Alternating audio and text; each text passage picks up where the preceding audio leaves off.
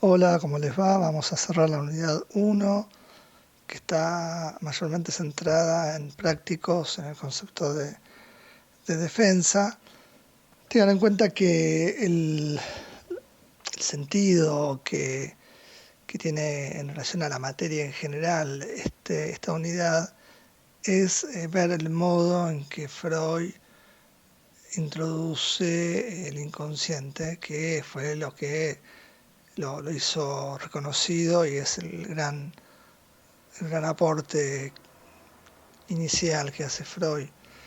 el descubrimiento de los fenómenos inconscientes, de las formaciones del inconsciente. Estamos en una etapa previa. Esta etapa previa permite ver y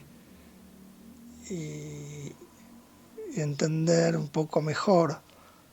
qué es este inconsciente freudiano. Para esta unidad en prácticos hay dos referentes clínicos, uno es Emma, el otro es Aceli. El gran aporte en Emma, lo que nos interesa en Emma es que ahí ubica una causación distinta a lo que venía trabajando en estudios sobre la histeria, una causación en dos tiempos, en donde lo que está en el medio es la pubertad, ese desarrollo de la pubertad le permite a Freud poder ubicar lo traumático, es decir, el desprendimiento de displacer, que es lo que él está persiguiendo como aquello que rompe con el principio de constancia y que en definitiva hace trabajar el aparato anímico al modo de una defensa patológica, como lo trabaja en el manuscrito acá. Recuerdan que él llega a la idea de la sexualidad por el relato de las pacientes y de los pacientes que inevitablemente llevaban el relato hacia escenas de vivencias sexuales infantiles prematuras, anteriores a la pubertad, que ha sido trabajado en los otros espacios, pero en el espacio de prácticos, Emma tiene el sentido de poder ubicar el tema de lo traumático de otro modo. Pero el caso Sacili es un caso paradigmático para poder entender el primer Freud, el Freud del método catártico, el Freud que descubre una simbología entre el síntoma y aquello que lo estaría causando. Por eso el diagnóstico de Sacili es de una histeria de conversión por simbolización. Ya antes de Freud se había trabajado la idea de mecanismos psíquicos para la formación de síntomas.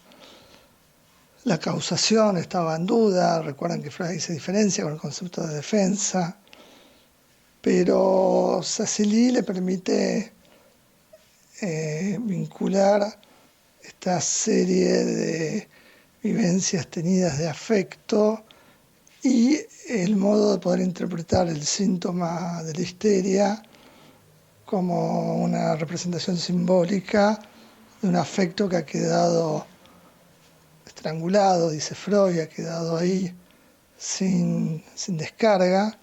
y se manifiesta con mucha fuerza, que eso es lo que llama la atención también de los síntomas histéricos, con mucha fuerza en dolores corporales. Hay un texto que no vemos en la cátedra, pero que es algunas diferencias entre las parálisis histéricas y las parálisis orgánicas, y Freud, que ahí agudiza su mirada clínica, ve que las parálisis histéricas no siguen las vías anatómicas, que eso es una de las formas de poder diferenciarlas, y la otra era que eran zonas de hipersensibilidad en el síntoma histérico. Pero la pregunta entonces que surge es cómo justificar el síntoma, es decir, cómo se explica, en el caso de Sacili, la neuralgia facial. ¿Por qué una neuralgia facial? Entonces, Freud ahí va a poder empezar a teorizar aquello que luego vamos a ver como un trabajo que se da de manera inconsciente y que produce eficazmente síntomas o de manera más extendida, no en esta época, pero sí a partir de la época siguiente,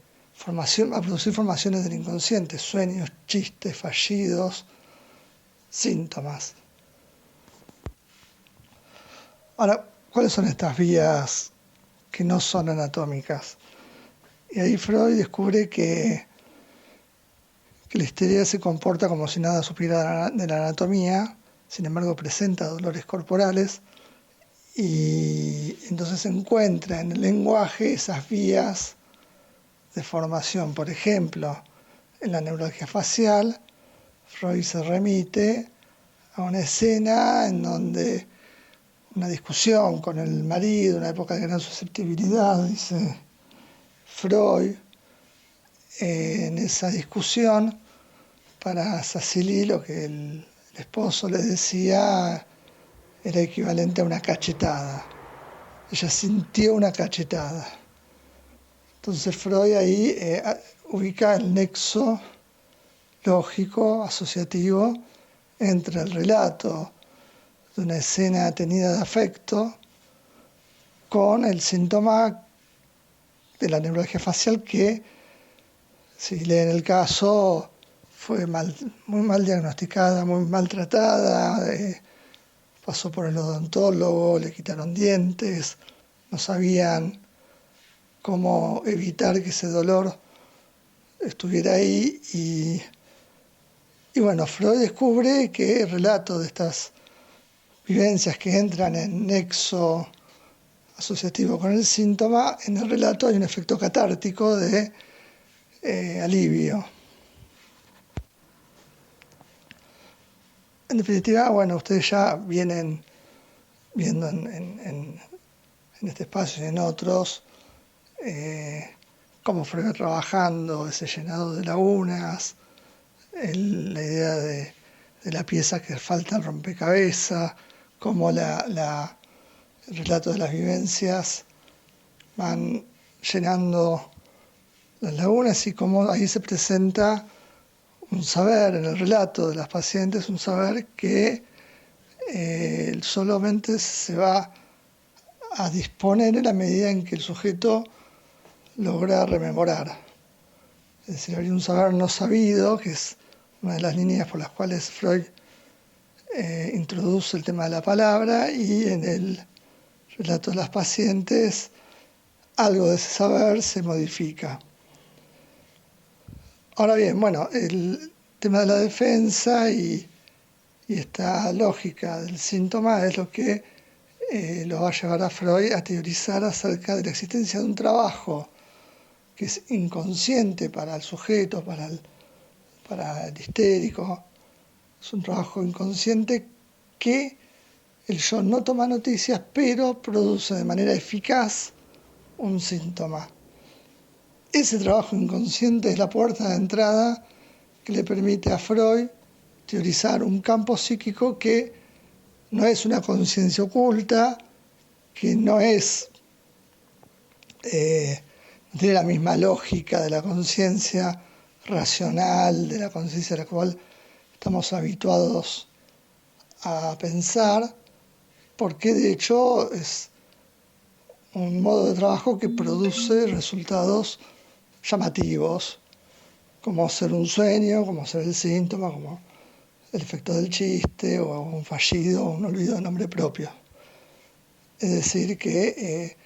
el resultado de este proceso de pensamiento es un resultado no muy acorde al fin, no es un resultado racional. El análisis permite pensar estas formaciones en su propia lógica y restituirles el valor de eficacia y el valor que sobre todo tiene para el sujeto que por algún motivo fuerte, evidentemente, produce estas formaciones. Bueno, para cerrar un poco el tema de defensa, tengan muy presente la importancia central que tiene la hipótesis auxiliar, que es la hipótesis que le permite a Freud separar la representación del afecto. Es decir, debe haber algo en el aparato anímico que hace las veces de una cantidad no medible. Esa cantidad Freud la va nombrando de distintos modos, suma de excitación, monto de afecto,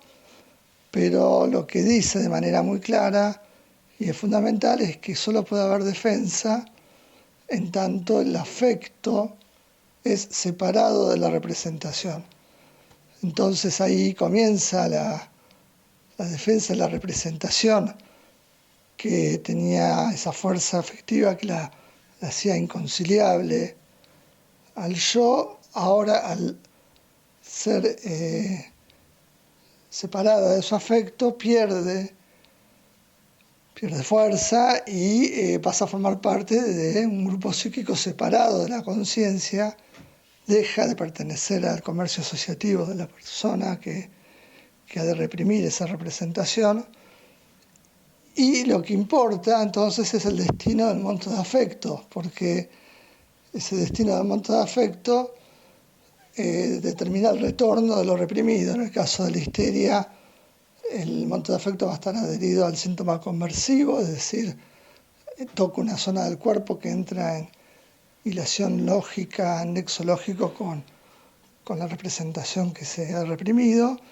En el caso de la neurosis obsesiva, ese afecto se traslada hacia otra representación que ahora recibe ese monto de afecto y adquiere un valor que es el valor de que el neurótico obsesivo le da a las ideas, ¿no? Esa compulsión, esas ideas que se le imponen, en el caso extremo de los rituales. Después vamos a desarrollar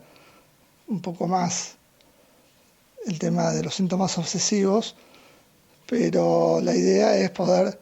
tener claro que lo que importa ahí es que el monto de afecto retorna de modo distinto según las diferencias diagnósticas. Bueno, por ahora dejamos acá y queda el repaso de esta unidad que lo veremos en el Zoom. Bueno, les mando un abrazo a todos.